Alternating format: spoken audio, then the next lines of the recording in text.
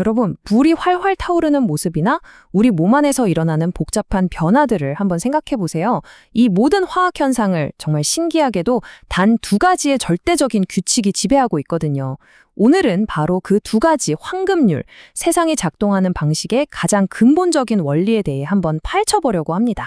켈빈경의 이 말이 화학의 역사를 바꾼 핵심을 정확히 짚어주고 있어요. 그냥 그런 것 같다는 막연한 추측이 아니라 모든 걸 숫자로 정확하게 측정하기 시작했을 때 화학은 비로소 미래를 예측하고 세상을 제어할 수 있는 강력한 과학이 된 거죠. 오늘 이야기의 핵심, 바로 측정입니다. 네, 맞아요. 바로 이 화학 교과서 2장의 제목처럼 질량 보존과 에너지 보존이 오늘 우리가 함께 탐험할 두 가지 기본 원칙입니다. 이 두 개의 거대한 기둥이 어떻게 화학이라는 멋진 건물을 튼튼하게 지탱하고 있는지 지금부터 자세히 들여다볼게요. 자, 오늘 우리가 갈 길은 이렇습니다. 먼저 화학의 절대 깨지지 않는 규칙들을 알아볼 거고요. 그 다음에 질량을 어떻게 계산하는지, 그리고 마치 회계장부처럼 화학 반응의 양쪽을 똑같이 맞추는 법도 배워볼 겁니다. 에너지의 흐름은 또 어떻게 추적하는지 알아본 다음에 마지막으로 이 모든 게 왜 중요한지, 예측의 힘에 대해 이야기해 볼게요. 그럼 첫 번째 규칙부터 시작해 볼까요? 모든 화학 반응이 예외 없이 따라야만 하는 이 우주를 지배하는 근본적인 게임의 룰은 과연 뭘까요? 첫 번째 법칙은 바로 질량 보존입니다. 이거 생각보다 아주 간단해요. 우리가 레고 블록으로 멋진 성을 만들었다가 다시 다 부숴도 레고 블록의 총 개수가 변하지 않는 것과 똑같아요. 물질이 갑자기 생기거나 사라지지 않는다는 거죠. 앙투안 라부아제라는 과학자가 정밀한 저울로 이 당연해 보이는 사실을 증명해내면서 화학을 신비로운 마술에서 논리적인 과학의 영역으로 끌어올렸습니다. 두 번째 법칙도 질량 보존이랑 아주 비슷해요. 바로 에너지 보존 법칙인데요. 에너지는 마치 돈 같은 거예요. 주머니에 있던 현금이 신용카드로 결제되거나 주식으로 바뀌는 것처럼 형태는 계속 바뀌어도 총액은 그대로 유지되잖아요? 화학 반응에서도 에너지는 절대 사라지지 않고 단지 열이나 빛 같은 다른 형태로 모습을 바꿀 뿐이랍니다. 자, 그럼 이 법칙들이 실제로는 어떻게 쓰이는 걸까요?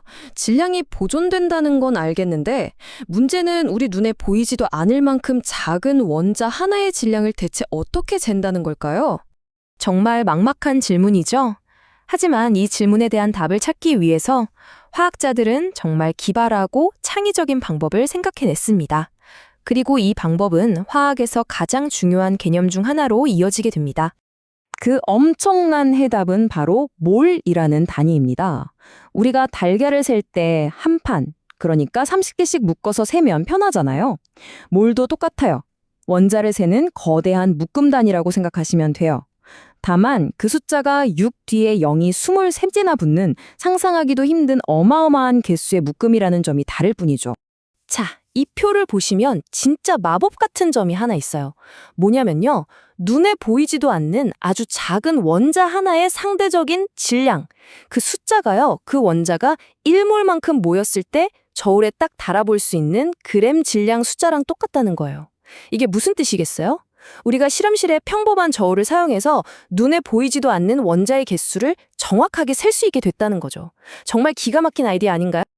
그럼 이제 다음 도구로 넘어가 볼게요. 바로 화학 반응식인데요.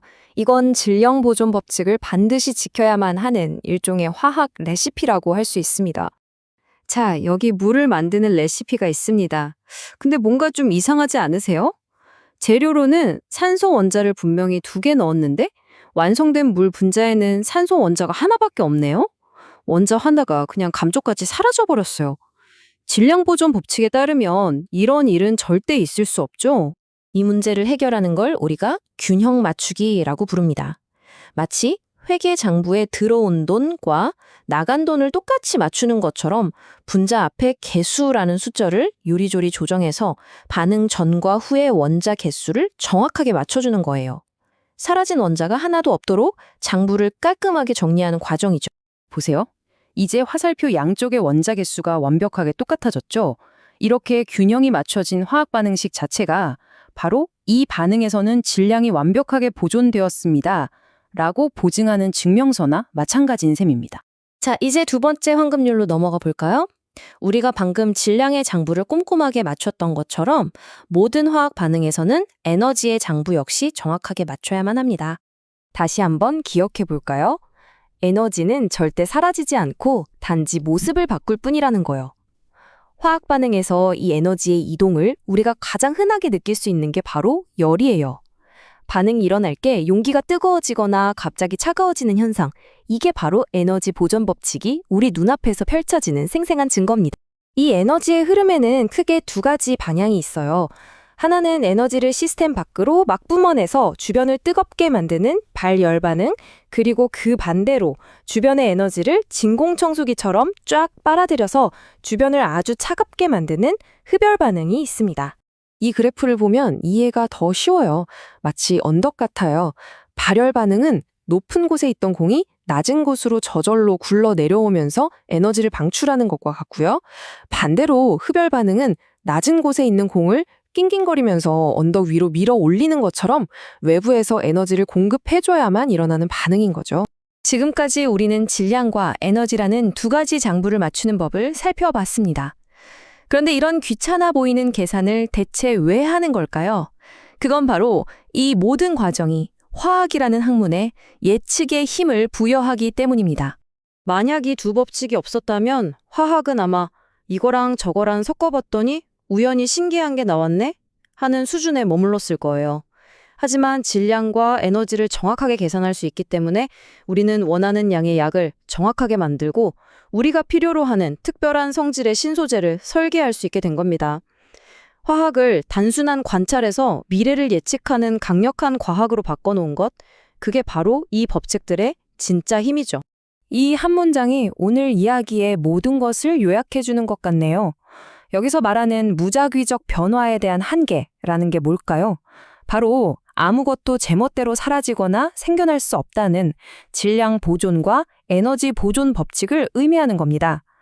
이 명확한 한계, 즉 규칙이 있기 때문에 화학은 더 이상 마술이 아니라 예측 가능한 과학이 될 수 있었던 거죠. 마지막으로 이 질문을 한번 던져볼게요. 질량과 에너지는 절대 사라지지 않는다고 했는데 그렇다면 핵폭탄이나 원자력 발전소에서 나오는 그 어마어마한 에너지는 대체 어디서 오는 걸까요? 어쩌면 우리가 오늘 배운 두 가지 법칙은 사실 하나의 더 거대하고 근본적인 법칙의 서로 다른 두 얼굴일지도 모릅니다. 여러분은 어떻게 생각하시나요?